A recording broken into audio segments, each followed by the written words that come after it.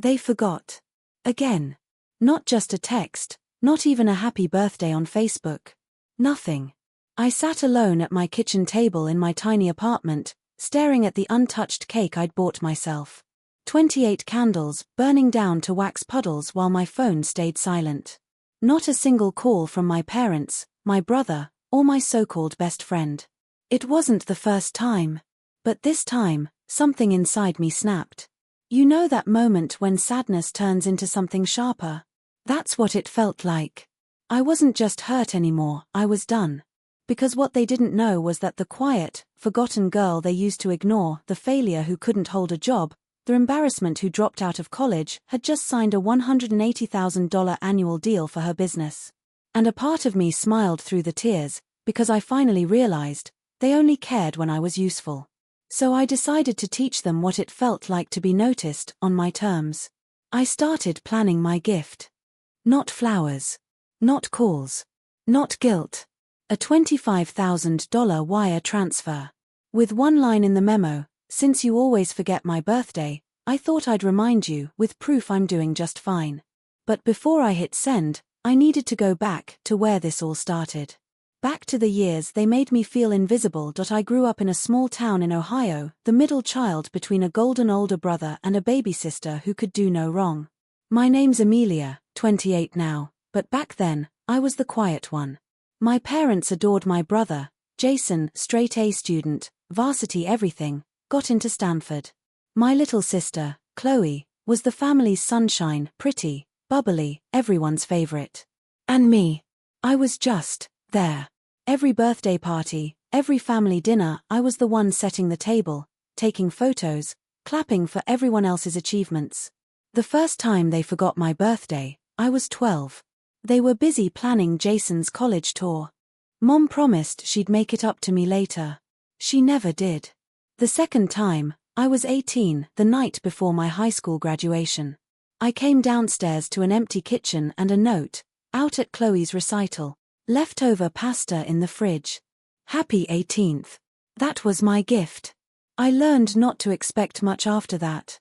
When I dropped out of college 2 years later because I couldn't afford tuition, my parents didn't ask why. They just told me to figure something out like Jason did. So I did.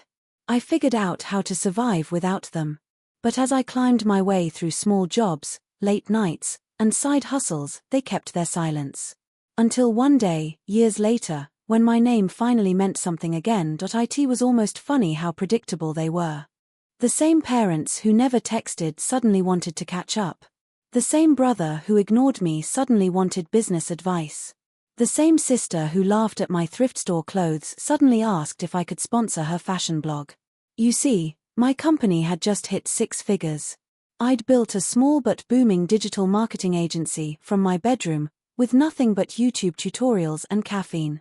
When I told my parents about it during a rare family dinner, they acted shocked. Mom said, "Oh honey, that's so nice. Maybe you can finally help Jason with his startup expenses. Not we're proud of you. Not we knew you'd make it. Just another way I could serve someone else." That night, driving home, I cried harder than I had in years. Not because I wanted their validation, but because I realized I'd been chasing it my whole life without knowing. And that was the night I promised myself, never again.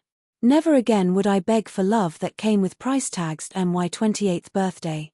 The day I decided I was done being invisible. I woke up to notifications from clients, employees, and even strangers, but not one from my own family. Not even a text. The last straw came when my mom called that evening, not to wish me happy birthday, but to ask if I could transfer Jason $5,000 for a business emergency. When I said no, she sighed and said, "You've become selfish, Amelia. Money really changed you." I remember staring at my phone, shaking half from rage, half from heartbreak. I whispered, "No, Mom. You did."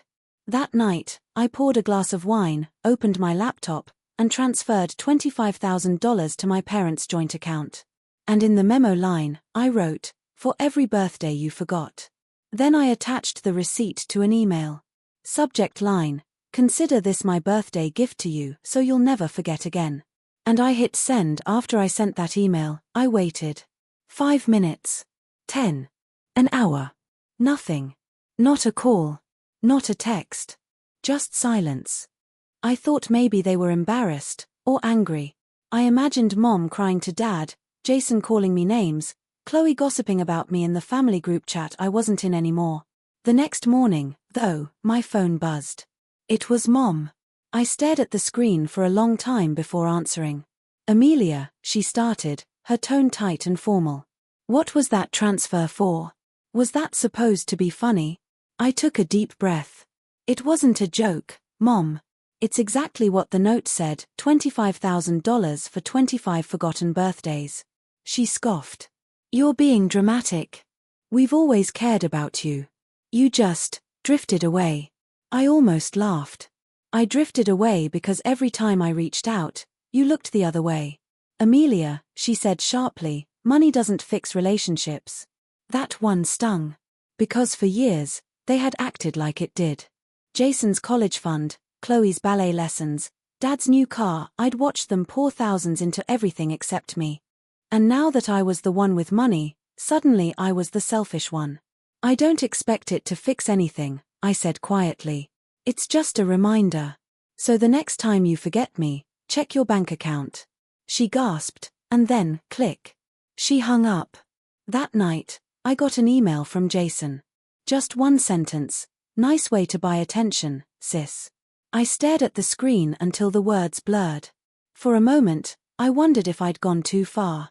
If maybe I was being petty. But then I saw an old photo pop up on my phone, a memory notification. My 21st birthday. Me sitting alone in a diner with a single cupcake. And I remembered exactly why I'd done it. Still, I didn't expect what came next. 3 days later, I got a message from my dad. A single line that changed everything. We need to talk. Your mother's been crying non-stop. We met at my parents' house that weekend, the same one I hadn't been invited to for holidays in years. When I pulled into the driveway, Jason's car was already there. Chloe's too. I almost turned around and left, but something in me needed closure. Mom opened the door. Her eyes were red, and for once, she looked smaller, fragile, even. Dad was sitting in his recliner, silent. Jason leaned against the wall, arms crossed.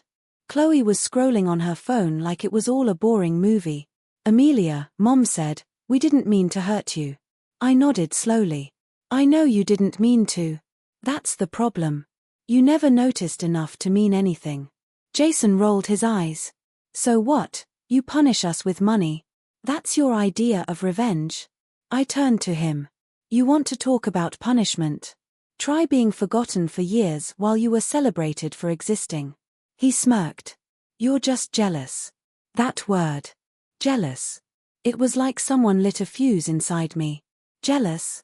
I said, my voice trembling. You got everything handed to you, Jason. Every opportunity. Every ounce of love.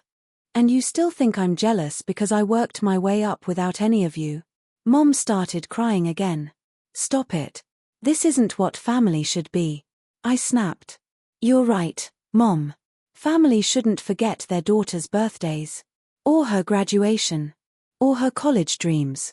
Family shouldn't remember you only when you're useful. Silence. The kind that swallows a room whole. Then Dad finally spoke. His voice was low, heavy. You made your point. But you didn't have to humiliate us. I laughed bitterly. Humiliation?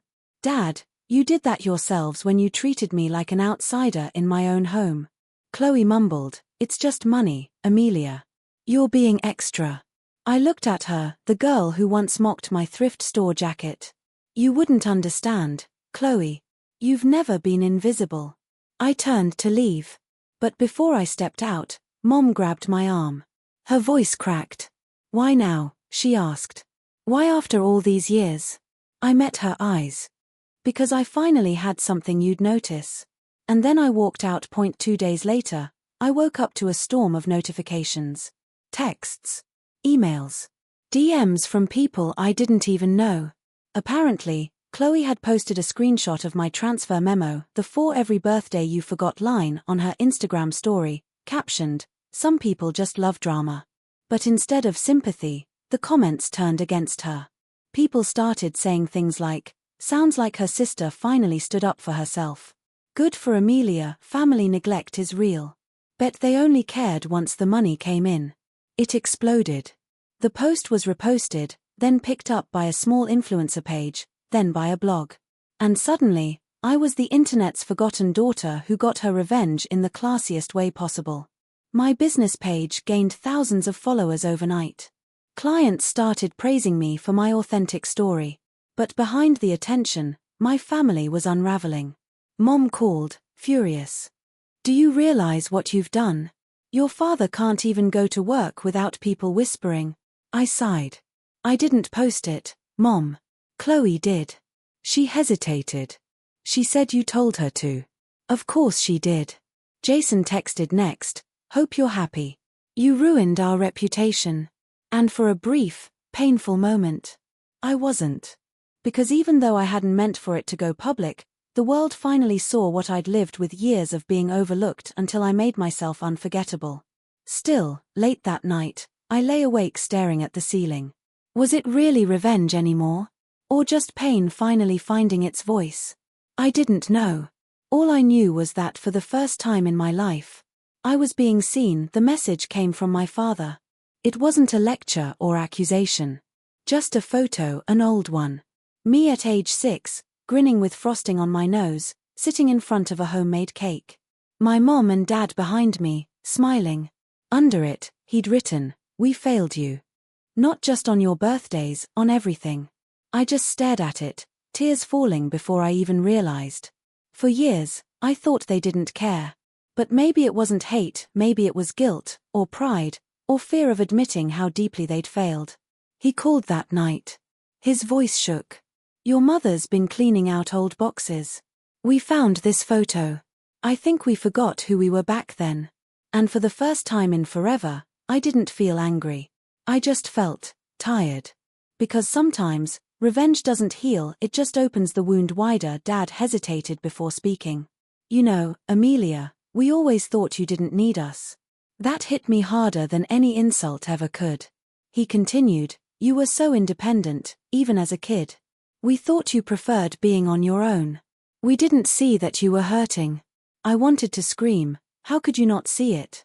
But instead, I just said quietly, "I needed you more than I ever said." He sighed. "We can't undo what we did. But we want to start remembering again. Not because of the money, but because of you." And for the first time, I believed him. Not everything was forgiven, but something in me shifted. Revenge had brought them to the truth, but forgiveness might finally bring me peace. 2 weeks later, I sent another wire transfer, $0. In the memo line, I wrote, "No refunds. Just memories." Then I drove home for dinner, my first family dinner in almost 6 years. Mom had made my favorite cake. Jason and Chloe were awkward but quieter, softer somehow. We didn't fix everything that night. But for once, they sang happy birthday even if it was months late. And you know what? It was enough. Because the best revenge isn't money or silence. It's peace. A year later, almost to the day, I woke up to the same reminder on my phone, "Happy birthday, Amelia." Except this time, it wasn't from Facebook. It was from my parents' contact thread. They'd set a calendar reminder. And both had texted me right at midnight. "Mom, happy birthday, sweetheart. We're making dinner tonight if you'd like to come. Dad, proud of you, kid. Don't work too hard today." I didn't reply right away. I just stared at those 2 little messages, trying to process the feeling that flooded me: warmth, disbelief, maybe even forgiveness. For the first time in my adult life, my birthday didn't start with silence. It started with remembering. Later that afternoon, I got a knock on my door. It was the mailman with a small envelope. No return address. Just my name, written in my dad's shaky handwriting. Inside was a personal check for $25,000. And in the memo line, the words hit me so hard my knees went weak. "For every year we forgot. Love, Mom and Dad." I sank onto the couch, clutching that paper like it was the most fragile thing in the world. For a long time, I just cried ugly, messy, quiet sobs. Because it wasn't about the money. It never had been. That check wasn't payment. It was acknowledgement. It was 28 years of silence wrapped in one sentence that finally said, "We see you now." I drove to their house that evening. No warning, no text, I just went. The house looked smaller somehow, like time had shrunk it. Or maybe I'd just outgrown the parts of me that used to need its approval. Mom opened the door, eyes wide. "Amelia." Dad appeared behind her, wearing that same tired smile I hadn't seen since I was a kid. I held up the envelope. "You didn't have to do this." Mom's voice cracked. "We know. But we wanted to." I walked past them, placed the envelope on the kitchen counter, and took out a pen from my bag. Right there, in front of them, I wrote across the check in big, dark letters, "Void." Then I flipped it over and scribbled a note on the back. "Already paid, with 25 years of lessons. I'm keeping the memories instead." Mom burst into tears. Dad pulled me into a hug so tight it almost hurt. For the first time in decades, we sat down together for dinner, no tension, no sharp words, no unspoken resentment. Just laughter. Awkward at first, but real. Jason called halfway through, he wanted to join on video chat. Chloe sent me a text later saying, "You were right. I never saw what you went through. I'm sorry. I didn't expect any of that." But maybe my act, what everyone online called revenge, was really just a desperate plea for them to finally see me. And somehow, they did. After dessert, Dad said quietly, "You know, your email, the one with the receipt. It hurt like hell. But it was the wake-up call we needed. We thought success had made you distant. Turns out, our neglect built that distance long ago." I smiled through the tears. "Then maybe we finally learned something, huh?" Mom nodded. "That birthdays aren't just dates. They're reminders of the people we're lucky to have." When I drove home that night, the stars were bright. The kind of bright you don't notice until you've stopped looking down all the time. I realized then that my revenge had ended the day they remembered. Because real revenge isn't about hurting back, it's about making them see what they refused to before. And real peace. It's realizing you don't have to prove your worth anymore. A week later, I sent them one last gift, not money, not flowers. Just a photo in a simple frame. It was that same picture Dad had sent me, little 6-year-old me with frosting on her nose, surrounded by 2 smiling parents. On the bottom, I'd written, "This is the birthday I'm keeping." And underneath, in smaller letters, "Thank you for remembering." That was it. No drama. No more silence. Just a family learning how to remember again. Sometimes revenge starts with pain, but ends in peace. And sometimes the loudest "I told you so" is simply silence, followed by love. End.